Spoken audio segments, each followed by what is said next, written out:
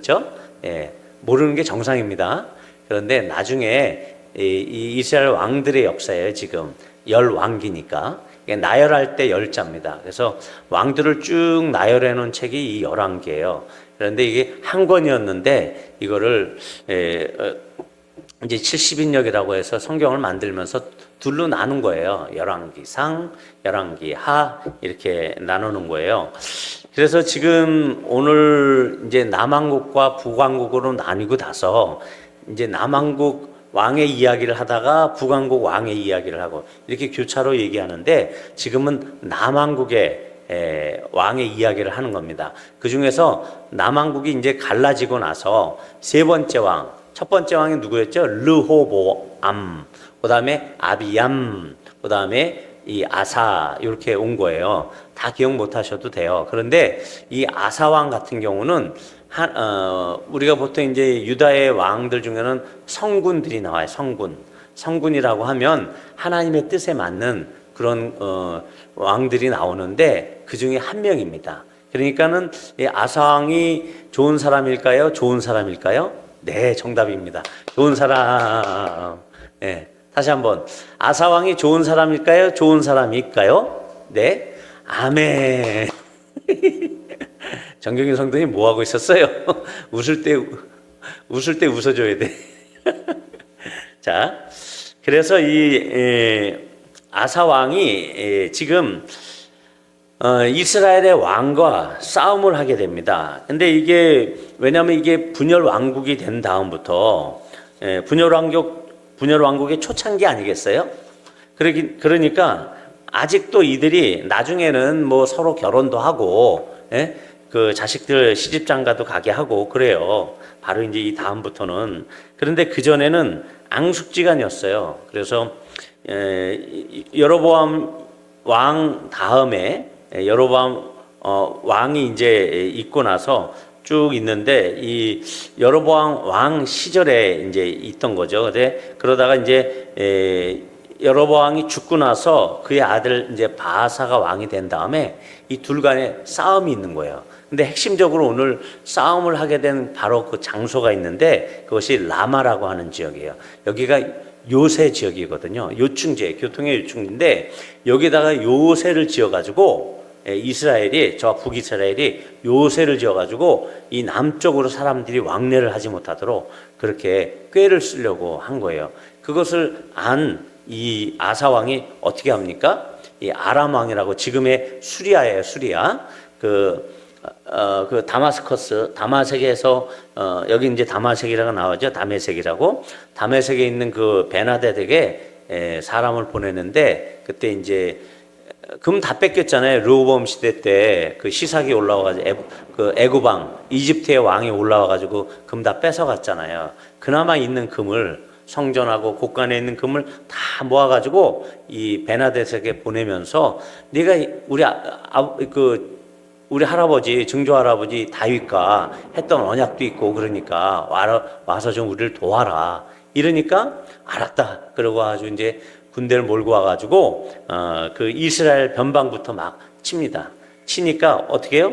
라마를 건축하지 못하고 도망갑니다. 결국은 작전이 성공이 됐어요. 아사의 계획대로 잘 됐고 아사가 정치적으로 잘한 거라고 볼 수 있습니다. 그걸 나쁘다 악하다 할 수는 없겠죠. 그리고 이제 이 아사가 선왕이었기 때문에 오늘 이제 본문에 나와 있는 것처럼 11절에도 보면 다윗같이 이렇게 얘기하면 좋은 거예요. 뭐든지 왕들이 다윗 같다 그러면 다 좋은 거거든요. 다윗같이 여호와 보시기에 정직했다. 그래서 하나님 보시기에 앞과 뒤가 똑같은 거예요. 겉과 속이 똑같은 그런 사람이었어요. 그리고 14절 들어보면 아사의 마음이 일평생 여호와 앞에 온전했다 이렇게 하거든요. 우리가 한 사람을 향해서 온전한 마음을 갖는 게 그렇게 쉬운 거 아닙니다.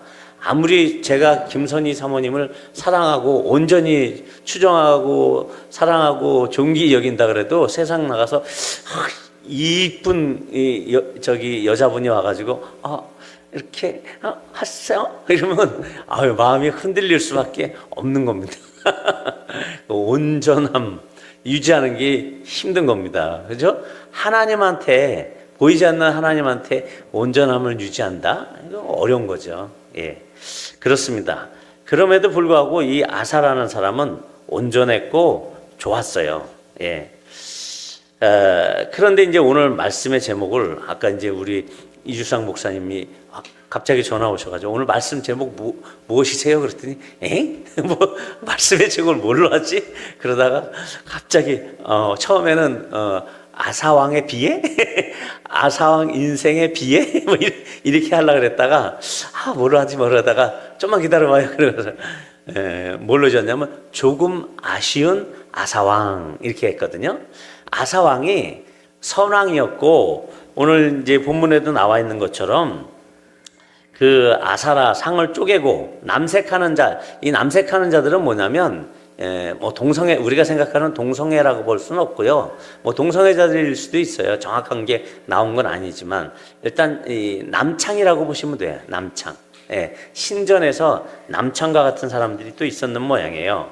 그리고 또 우상을 없애버렸고, 그 다음에 그 어머니 마아가가 혐오스러운 아세라상을 만들었는데 그것 때문에 태후의 위를 패했다 이렇게 나오거든요. 옛날에도 왕이 그 어머니 중전이라 그러나 어머니의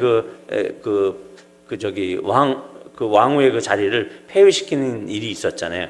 그런 일을 했어요. 그리고 우상들을 갖다가 찍어가지고 불살라버리고 기드론 시내가에서 이런 일들을 했어요. 아주 잘한 거예요. 하나님 보시기에 정직한 게 맞아요.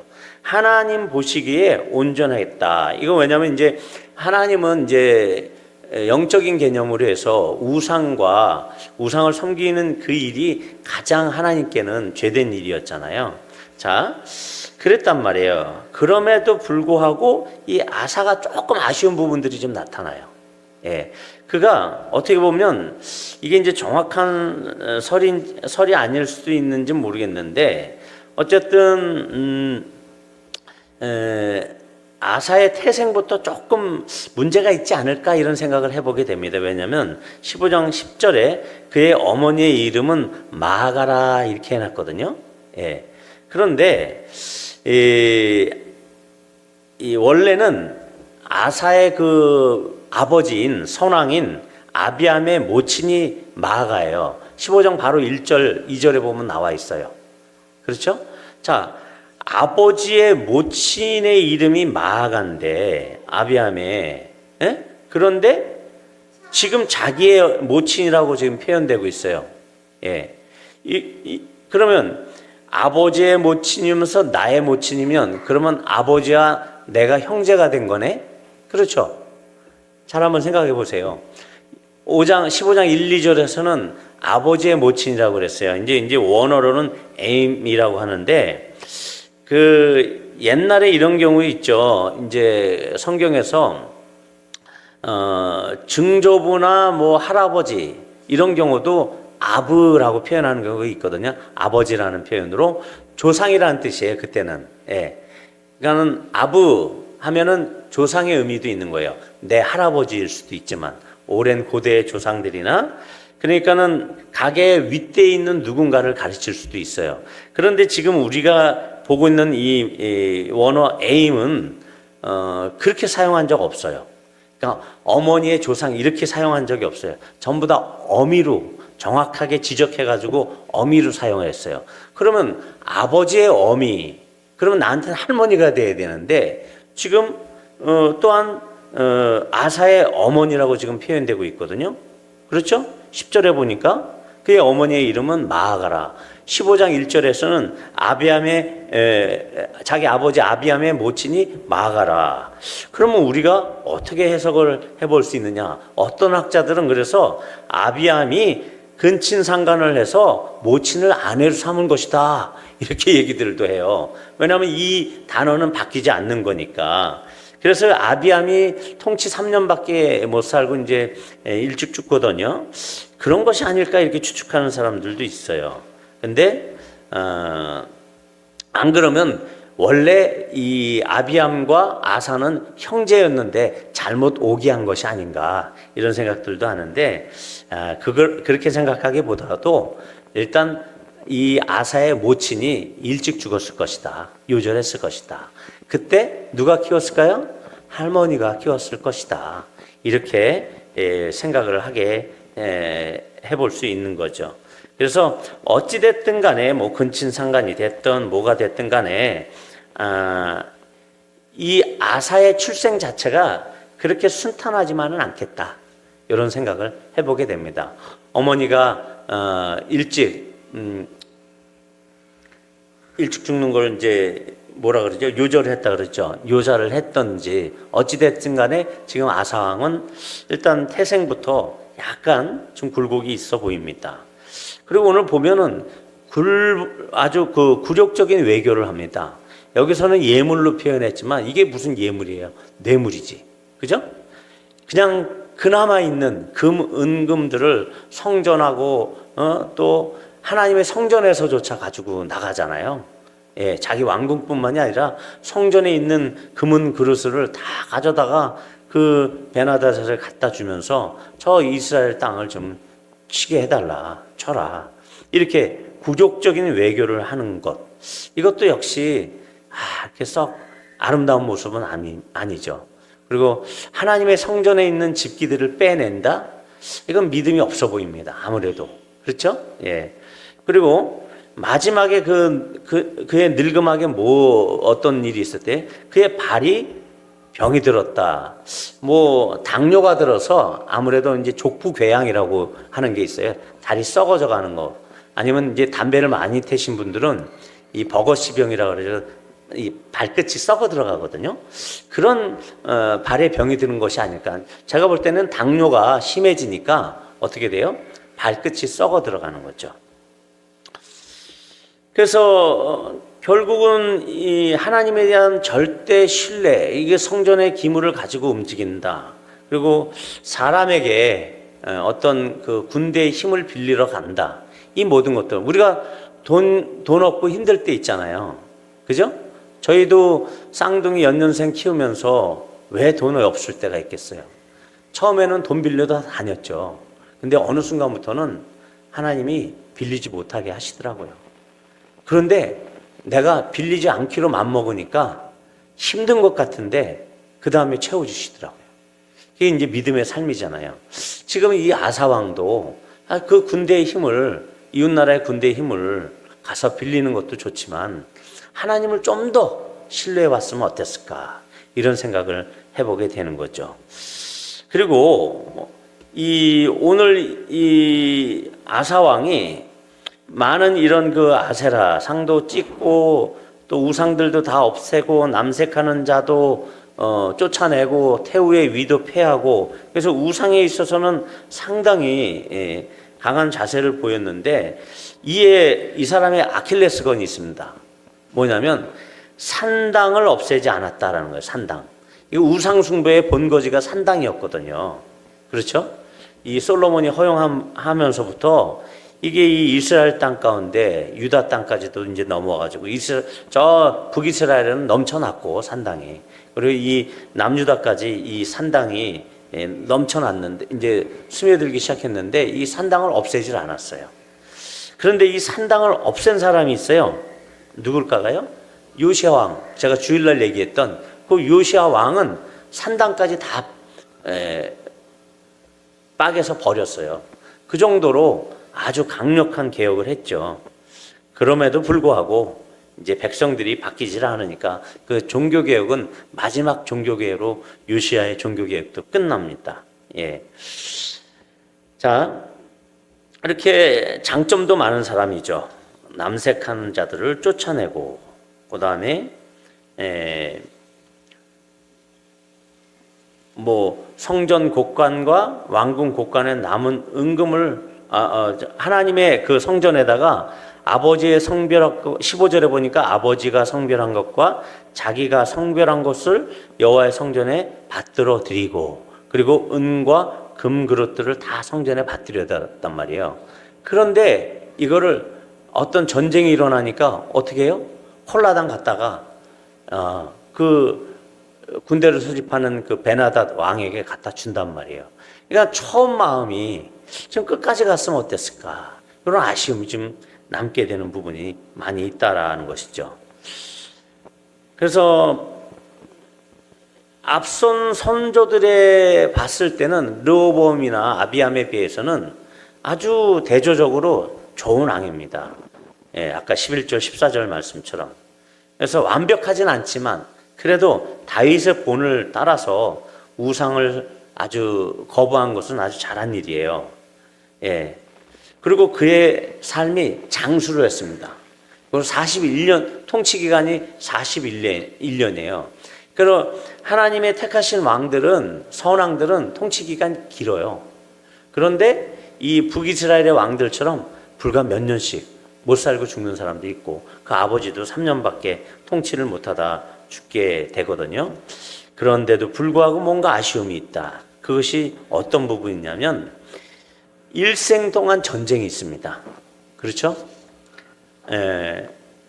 이스라엘랑 바하사와 일생 동안 전쟁이 있어요.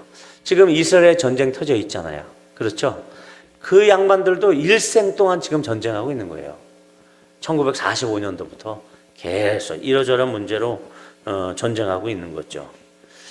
이런 나라와 나라 간의 정세와 다툼의 한가운데서 이런 모든 이 세상을 살아가는 데 있어서 전쟁이 불가피하다고 볼 수 있을 겁니다. 집안 내에서도 싸우니까 나라는 안 싸우겠어요. 저 대만과 북한 또 우리나라도 마찬가지죠. 이게 우리 인생의 문제고 인류 역사에서 언제나 해결되지 않는 항상 남아있는 문제라고 볼 수 있습니다. 이 전쟁. 그 문제에 휩싸여 살다가 그 문제 때문에 인생을 허비하거나 낭패 보는 경우가 많아요. 6.25 때 떵떵거리고 잘 살던 사람 낭패 보는 사람 많습니다. 그런 거예요. 예. 넌 뭐 수십 마지게 갖고 있으면 뭐예요? 전쟁 나서 죽으면 그만이고 인민군들 내려와가지고 다 땅 그거 다 나눠서 똑같이 나눠버리는데요. 자, 하나님 보시기에 이렇게 선왕이었던 아사나 아니면 지금 그 이스라엘의 바하사나 어찌됐든 간에 이 모든 왕들의 문제 약간 차이가 있는 것 같지만 우리가 사는 이 세상에서는 내가 조금 선한 것 같고 내가 조금 모자란 것 같지만 우리 안에는 항상 문제거리가 있다는 거예요. 전쟁과 같은 문제거리가 있습니다. 집안에 다툼이 있을 수도 있고 뭔가 문제가 생긴다는 거죠. 그러니까는 왕이라 해서 좋은 것도 아닙니다. 치고받는 전쟁이 일평생 동안 있는데 왕이면 뭐예요? 지금 솔로몬처럼 평강의 시대를 사는 왕이면 좋겠죠. 근데 우리 인생이 그렇지 않아요. 우리가 왕 같은 제사장이라고 하거든요. 예, 그렇잖아요. 하나님께서 우리의 신분을 아주 높여주셨어요. 왕 같은 제사장이다. 하나님께 우리가 지금 이 자리에 앉아서 예배를 드리고 있으니까 우리는 제사장입니다. 그럼에도 불구하고 또 왕이라고 해요. 그러니까 우리의 신분이 그렇게 고상하고 높음에도 불구하고 우리에겐 전쟁이 있어요. 항상 문제거리가 있어요. 예, 요번에 예원이가 아팠잖아요. 그런 전쟁과 같은 문제거리가 생긴단 말이에요. 어제 왜 고객이 그런 걸 나한테 주문해가지고 밤을 새게 하는지 그런 문제거리가 있다고요. 예, 그런 것처럼 그의 정체성을 볼 수가 있습니다. 우상과 자신의 어머니의 그 폐위를 시키고 이런 것들을 제거했습니다. 이걸 히브리어로 수루라고 해요. 제거하다. 수루. 그런데 산당은 없애지 못했다. 이 표현을 하고 있거든요. 본문에서. 그것도 역시 수루입니다. 언어 유의를 쓰고 있는 거예요. 예? 잘한 부분이 있어요. 우리도 인생에 잘한 부분이 왜 없겠어요? 여러분 모두 잘한 부분이 많아요. 그죠? 자식들에게도 잘했고 주변 사람들에게도 잘한 게 많아요. 그런데 한편으로는 산당을 없애지 못했다. 잘 못한 부분도 있어요. 우리 안에. 이것이 갈등입니다. 인생을 딱 뒤돌아봤을 때 아니 좋고 행복하고 잘한 일만 있으면 얼마나 좋아요. 제가 젊어서 우리 김선희 사모님이 저렇게 저를 또렷이 쳐다볼 때면 마음이 철컥 내려앉아요. 왜냐하면 제가 젊어서 잘못한 일 때문에. 예? 그 애들 뭐 키운다고 아빠가 돈벌이는 안 되니까 선교단체에서 그만두고 나와가지고 안 되니까 자동차 보험 일을 했었거든요. 근데 돈벌이가 시원찮으니까 자기가 이제 눈높이 선생을 했어요. 근데 차도 없고 그런데 나는 그 보험회사 직원들이랑 어울려가지고 그때 담배 피고 고스톱 치고 그러다가 집에 들어가야 될 시간인데 밖에서 1시간, 2시간을 기다리게 하고 그런 미친 짓을 했어요, 제가. 그러니까 그걸 가끔 저한테 들춰내면 제가 쥐구멍이라도 있으면 들어가고 싶은 마음이에요. 인생이 참, 예? 우리의 정체성이 그렇다라는 겁니다. 예? 더욱 신실하게 살았으면 좋겠지만 못했어요. 아사왕도. 그 부분이 어떻게 드러나냐면 아사왕보다 더 신실한 왕들이 나타납니다. 바로 히스기야 왕이 그랬고 요시야 왕이 그랬습니다. 그런 것처럼 바로 앞선 선조들보다는 좋았지만 그 후대에 올 자기의 자손에 나타나는 그 히스기야 왕이나 요시야 왕보다는 좀 못했습니다. 어중간한 상태, 이것이 우리의 정체성이에요. 예, 좋은 점도 있지만 나쁜 점도 우리가 있다. 그럼에도 불구하고 하나님께서는 이 아사에게 은혜를 베푸시는데 뭘 베풀었죠? 장수의 은혜를 허락하셨어요. 통치 기간을 무려 41년 동안이나 주셨어요. 그렇지만 또 그 안에서 한 가지 마지막 아킬레스 건 같은 또 문제가 발생이 되죠. 그가 늙음하게 어떻게 해요? 병든 발을 얻게 됩니다. 솔로몬도 처음에 집권 초년도에는 얼마나 승승장구했겠어요. 참 일천번제를 드리고 왕궁을 또 성전을 삐까번쩍하게 하고 세계 열방에서 그냥 은금이 쏟아져 들어오고 그의 지혜를 알기 위해서 오는 사람이 얼마나 의기양양했겠어요. 그럼에도 불구하고 그의 마지막이 형편없었습니다. 그런 것처럼 아사도 마지막에 이 병든 발을 보상으로 받는 것 같아요. 뭔가 찜찜해요. 그죠? 왕성하게 건강하게 죽어야 되는데 뭔가 이게 찝찝해요.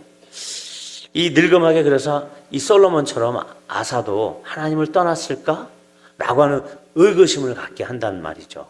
그렇죠? 자, 하지만 하나님께서는 그래도 아사에게 축복을 해주십니다. 그의 조상의 묘로 들어가게 하세요. 그러면서 오늘 11절과 14절 말씀 그대로 평가하시는 대로 하나님 보시기에 좋은 평가로 인정해 주십니다. 여호와 보시기에 정직하게 행하였다. 다윗과 같았다. 그 다음에 14절에 아사의 마음이 일평생 여호와 앞에 온전하였다. 일평생을 보니까 그래 전체를 보니까 온전하였다. 이렇게 얘기를 하고 있어요. 그럼 우리 인생에 이 질병, 발에 질병이 생긴 것 같은 우리 인생에 이런 거 생길 수 있다라고 볼 수 있습니다. 좀 찜찜하긴 해도 질병도 생길 수 있고, 예.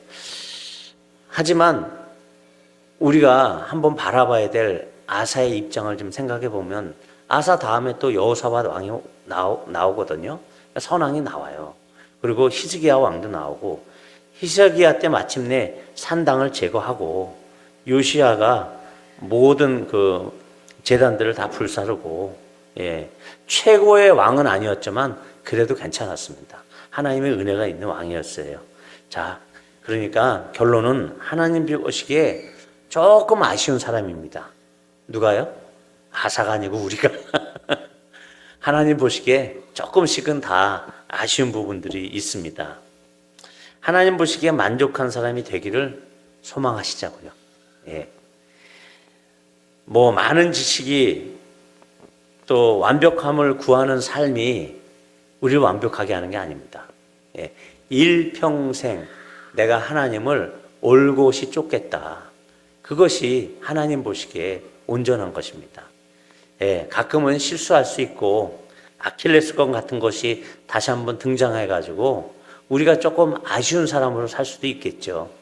그 와중에서도 온전하고자 하는 내 수준의 그런 내가 좋아하는 수준이 아니라 하나님 보시기에 좋아하실 만한 그 수준을 우리가 한번 좀 발견해 보자라는 것입니다. 아사가 조금 그 베나삿을 찾아갈 때 하나님께 좀 물어봤으면 어떻을까 이런 생각도 해보게 돼요. 뭔가 하나님이 보시기에 더 좋은 것이 무엇일까 이것을 한번 우리가 좀 생각해 보는 시간이 됐으면 좋겠다는 거죠. 온전하게 조금만 더 하나님 보시기에 정직한 삶을 살아내는 저와 여러분이 됐으면 좋겠습니다.